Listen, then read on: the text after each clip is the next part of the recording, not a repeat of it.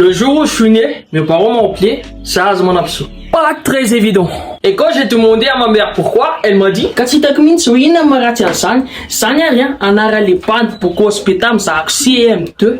Génial! Alors je porte le nom d'un gars que je connais même pas. Et le plus drôle dans tout ça, c'est que mon père le savait même pas. Alors qu'il croyait que c'est lui qui a trouvé le nom. Bravo les parents! Du coup aujourd'hui j'ai décidé d'en parler.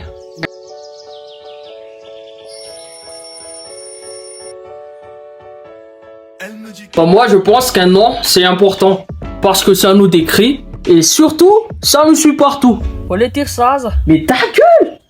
Imagine un peu t'es président et ton nom c'est Saucisse Rentaf. Pas très classe pour signer un décret. T'as Saucisse Rentaf, t'es managana d'Emni, la France. Allons encore plus loin. Imagine t'es footballeur et ton nom c'est Edgar Jean-Roy Leblanc Augustin Pirois. Tu vois bien, même moi j'arrive pas à le prononcer. Tu marques un but, le commentateur crie ton nom, mais les supporters sont déjà endormis. Eh oui les amis, eh oui, un but marqué par Edgar Jean-Roy Leblanc. Il y a aussi des prénoms vraiment éclatés, plus que le mien. Genre paracétamol.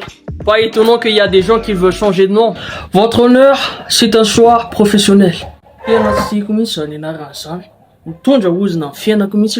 en vrai, c'est juste que ses parents ont choisi le nom, comme on choisit une promo au marché. Sur un coup de tête quoi. Et il y a les prénoms trop lourds à porter. Genre quand tu découvres la signification dans une autre langue. Hello, mon name is Kaka.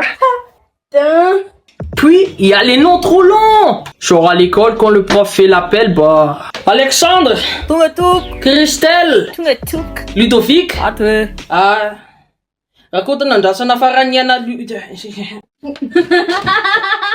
L'heure de cours se termine, mais ton nom n'est pas encore terminé. Mais le pire, ce sont les surnoms que ta famille ou tes potes t'inventent. Par exemple, moi j'ai eu droit à Gus Gus, l'Elex, et au Malagasy, crois-moi, il y a vraiment des surnoms non réfléchis. Quand t'es petit, on t'appelle pote, et quand t'es grand, on t'appelle lave.